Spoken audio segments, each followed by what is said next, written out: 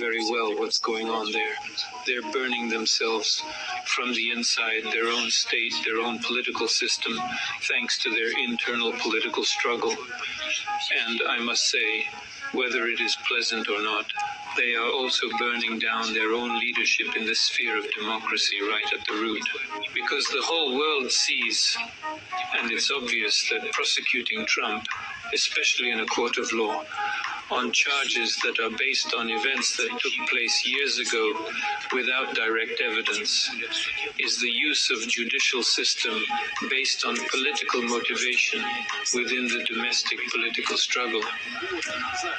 For us in Russia, this is obvious. I'm sure it's obvious in the UK as well. Everyone around the world thinks so.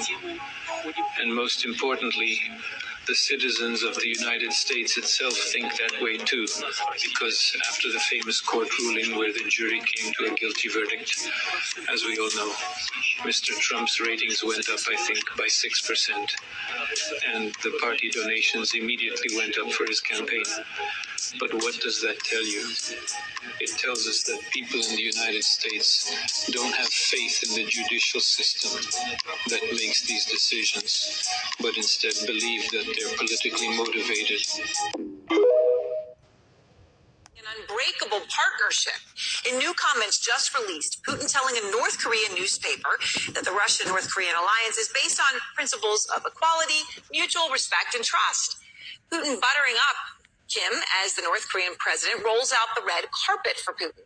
Let's just show you some new satellite images. What appears to be, as far as we can see, so this is Pyongyang, large military parade preparations going on in the capital. Grandstands are going up. You can see those sort of along the edge. Construction taking place in one of the main squares in the city as well. And this partnership, newly close, is cemented in one key thing: taking down the United States. Look no farther than what Russian state television is pushing tonight. Billions of people would be happy to stand in line to get the opportunity to strike the United States. Today, the weather is ideal for conducting nuclear strikes against NATO countries. We only have one target, the continental territory of the U.S. Oh, not in a million years did I think I would ever agree with Cardi B. I just read an article saying that the House just passed a bill that they're going to automatically register men from 18 to 26. Whoa, not so fast there, Cardi B. Women too. For war, okay? And all I want to say is to America, good luck with that. These few little niggas are TikTokers, baby. These motherfuckers ain't gonna fight no war. We gonna die.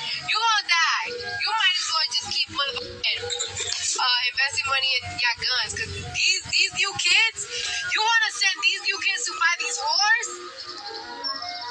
The TikTok hip shakers, out of your mind. This is a new America, baby. This ain't the 19 months. I'm gonna draft these kids that be TikToking all day to fight them, them Russians? Them motherfuckers that be fighting bears and shit? And climbing mountains to go to school and whatever? What happened if Gen Z got drafted into the military? And this is the funniest shit ever. Gen Z gets drafted into the military, they'll be like, on God, can we take a break? I need to update my followers on the frontline fit check. If Gen Z gets drafted in the military, they'll be saying, no cap, where's the nearest charging station? My phone's about to die and I need to live stream this. If Gen Z gets drafted in the military, they're probably like, I'm sus about this whole war thing. Can we vote to skip and just vibe instead? Gen Z gets drafted into the military, they'll probably be more concerned about their phone battery life than their animal supply. Can we charge our phones on the tank? If Gen Z gets drafted into the military, they'll likely ask if the camouflage uniforms come in different aesthetic options because I need to make sure my outfit still slays on the battlefield. If Gen Z gets drafted into the military, they'll probably try to settle conflicts by starting a viral hashtag campaign, hashtag truce challenge.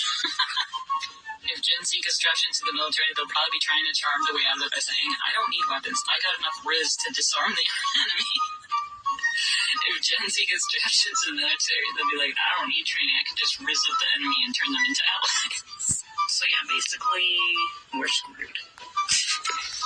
So everybody's saying we're just gonna get drafted. Like, no the fuck we're not. And you know why I know that? Because we're just gonna say no.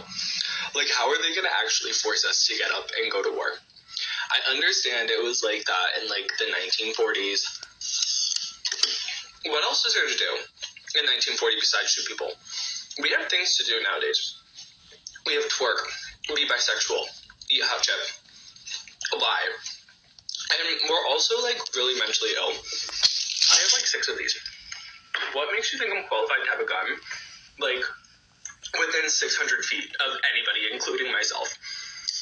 And finally, like, guns are, like, so tacky. Like, can you imagine just, like, pulling up with a gun? Like, that is so fucking embarrassing. Like, what is this? The Revolutionary fucking War? No. Like, let's just chat. Let's just talk. There's no need for all the, like, no. No. It's not gonna happen, don't worry. I'm glad. You better be glad you're not here. It's hot as fuck. Bro, the female rooms have no fucking AC.